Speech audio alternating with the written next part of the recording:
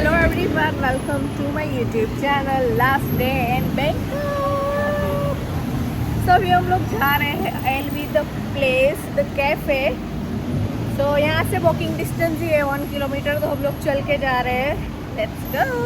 वैसे हम लोग प्लैटिनम मॉल, प्लैटिनम मार्केट सबसे मतलब जा ही रहे हैं, बट अभी बस हो गया, शॉपिंग बहुत कर लिया. रात का फ्लाइट है हमारा 9:30 बजे, तो अभी टाइम है हमारे पास, जाके आते हैं. यस, 9 बजे की फ्लाइट है. बस हम लोग 5 बजे निकले तो भी चलेगा ना इधर से. हाँ.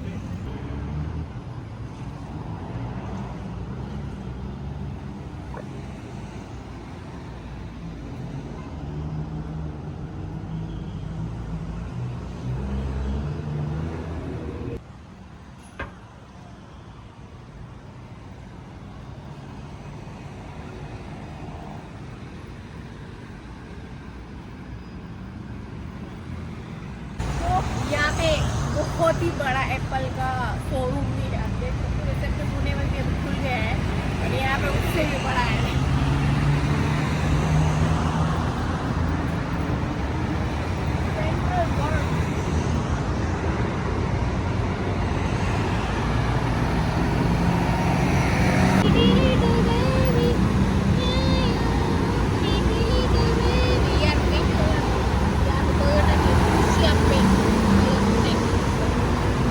ये by the way local taxi है, जो आपको पिंक कलर की दिख रही है ना, वो पिंक एंड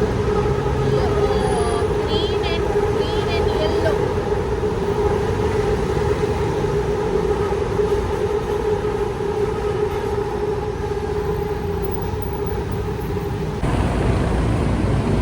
आ गई गाड़ी.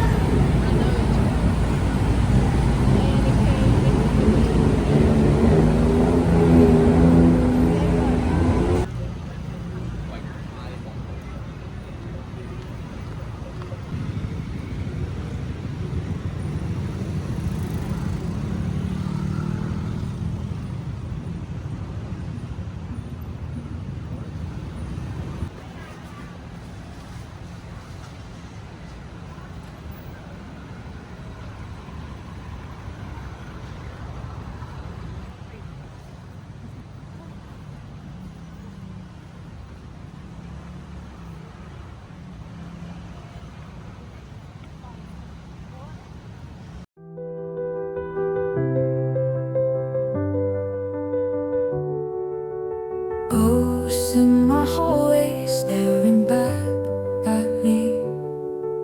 Silence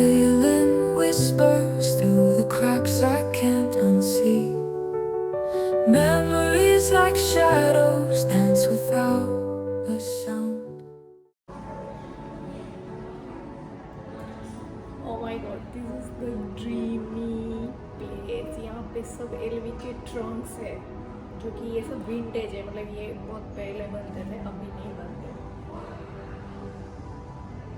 अभी इसके अल्टरनेटिव में लगेज बैग टैग बना रहे हैं। Let me see.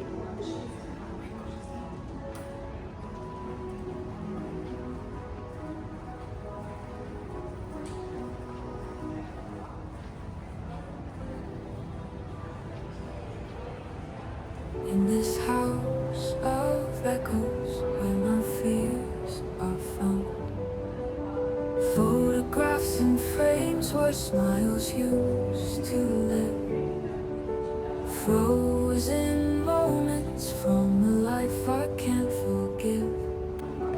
Time's a cruel magician taking trips too far, leaves me haunted, chasing whispers of a storm. Mirrors show the faces I'd rather not believe, reflections of the past that cut me deep and leave silent screams and distant dreams forever out of reach. I'm a traveler, lost a soul with words to preach. Daylight marks the window, but darkness never fades. Nightmares blend with daydreams in an endless maze. Every step a riddle, every breath a game. In the solitude of silence I call your name. Rain falls on the rooftop like a broken heart, echoing the teardrops from the night we fell apart. Hope's a distant melody playing way off key. In this solitude of silence I call your name. Oh, you show the faces I'd rather not believe, reflections of the past that cut me deep and leave silent screams and distant dreams forever out of reach. I'm a traveler, lost a soul with words to preach.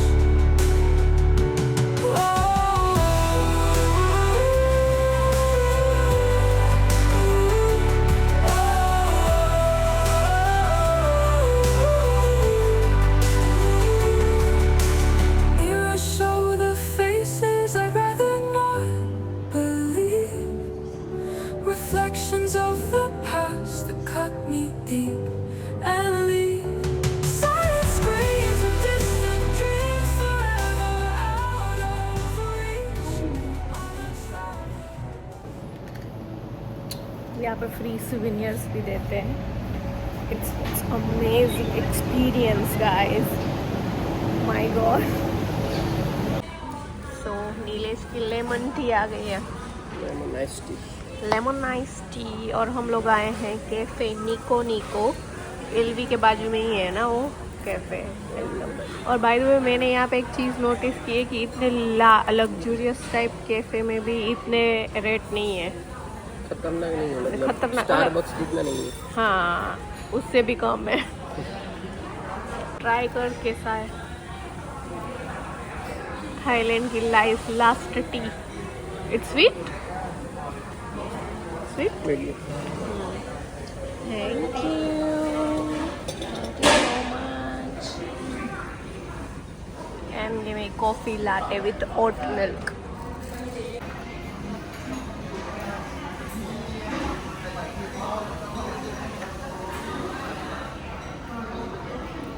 कैसी लग रही है दिखने में? दिखने में तो मस्त है। लेमन आइस टी मस्त है। ट्राई।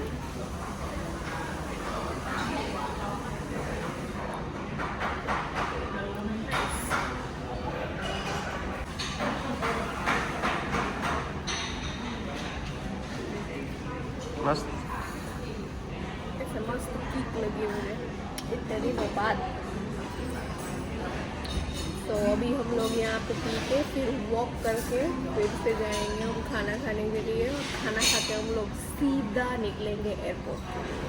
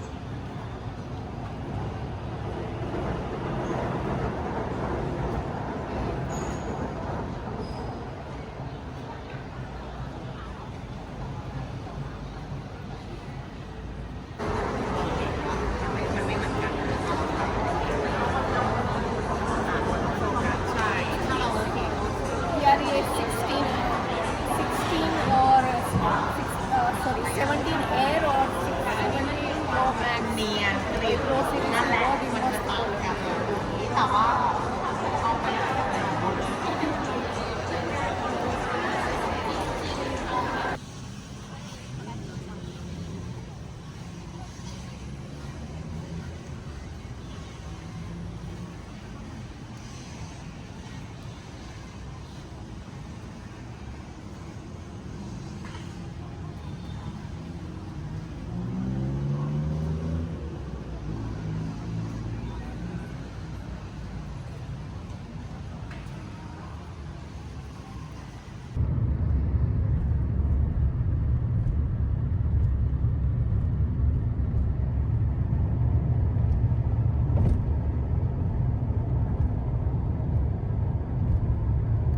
सो हम लोग अभी आ गए हैं एयरपोर्ट। बहुत टाइम हो गया, हम लोग बस बैठे थे और ऐसे ही टाइम पास कर रहे थे। तो कैसा रहा आपका एक्सपीरियंस? सबसे पहले तो अभी 8:50 ना 8:50 का फ्लाइट है हमारा। तो अभी बोर्डिंग गेट पे आ गए। मुंबई के लिए फ़्लाइट है। तो वहाँ पे स्टॉप कितने बजे? 11:30 बजे पहुँचेंगे। तो पूरी जर्नी का ट्रिप का कैसा रहा एक्सपीरियंस बताते। जैसे हमारा 10 दिन ही हो गए ऑलमोस्ट। 10 दिन। तो सबसे पहले तो हम फुकेट गए थे 4 दिन के लिए। फुकेट में हमने पहला दिन तो मतलब बारिश ही था, तो पहला दिन तो पहुंचने में और हमें ट्रैफिक एक्सपीरियंस मतलब ट्रैफिक मिला और बारिश भी थी। पहले दिन तो मतलब हमें ऐसा लगा कि भाई लग गई, अभी तो क्या होगा, मतलब क्योंकि बारिश ना रुकी नहीं रही थी, दैट्स व्हाई। फिर दूसरे दिन गए हम। दूसरे दिन कहाँ पे? बोट वाला ना? नहीं, सेकंड डे हाँ, सेकंड डे हम फुकेट ओल्ड टाउन गए थे और Bangla street. Yes, Phuket old town and Bangla street. फिर उसके बाद योना बीच क्लब, उसका जो पर पर्सन एंट्री चार्जेस है वो मेल के लिए कुछ। एंड देन सेकंड डे हम गए थे वहाँ पे, अच्छा फिफी आइलैंड।